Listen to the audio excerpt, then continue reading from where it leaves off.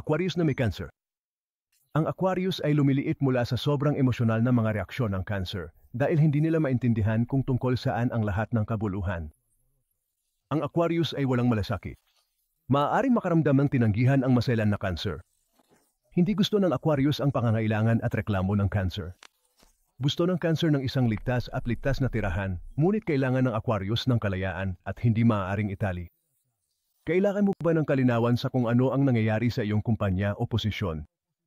Sinusubukang lumikha ng pagbabago sa negosyo at hindi alam kung paano. Makakakuha ka ba ng profesional na pagkilala na iyong inaasahan? Ang mga Psychic sa Absolutely Psychic Network ay sapat na insightful para matulungan kang mapakinabangan ang iyong mga paparating na pagkakataon at potensyal.